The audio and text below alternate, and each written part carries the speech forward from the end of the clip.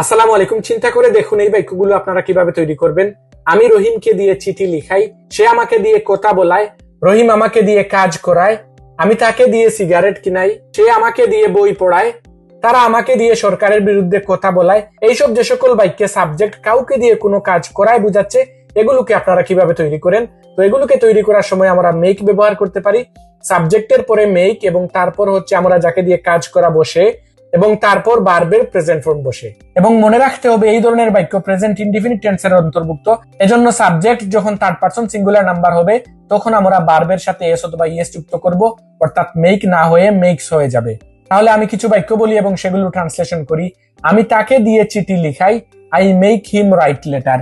সে আমাকে দিয়ে ফুটবল খেলায়, he makes me play football. আমি তাকে দিয়ে রাহাতকে শাস্তি দেই, I make him punish Rahat.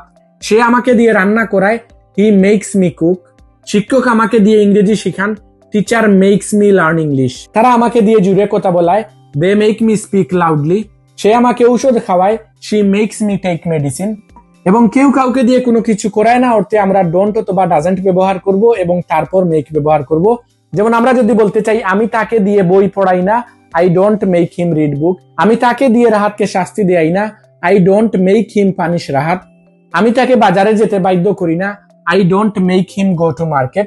আমি তাকে দিয়ে রান্না করাই না, I don't make him cook. সে আমাকে দিয়ে টিভি দেখায় না, he doesn't make me watch TV. আমি তাকে চা পান করতে বাধ্য করি না, I don't make him take tea. আমরা তাকে ফুটবল খেলাই না, we don't make him play football. তো এই ভিডিওতে আমরা শিখলাম কেউ কাউকে দিয়ে কোনো কাজ করায় বা কেউ কাউকে কোনো কাজ করতে বাধ্য করে অর্থে আমরা মেক ব্যবহার করতে পারি। সাবজেক্টের পরে মেক এবং মেকের পরে আমরা যাকে দিয়ে কাজ করানো হয় সে, এবং তারপর আমরা ভার্বের প্রেজেন্ট ফর্ম ব্যবহার করেছি। এবং যেহেতু এই ধরনের বাক্য প্রেজেন্ট ইনডিফিনিট টেন্সের অন্তর্ভুক্ত, এজন্য আমরা এগুলোকে নেগেটিভ করার সময় আমরা ডোন্ট অথবা ডাজেন্ট ব্যবহার করেছি। তো আমি স্ক্রিনে কয়েকটি বাক্য দিয়ে যাব, আপনারা সেগুলো ট্রান্সলেশন করে কমেন্ট সেকশনে দিয়ে যান, যেন এগুলো আপনাদের প্র্যাকটিস হয়ে যায়।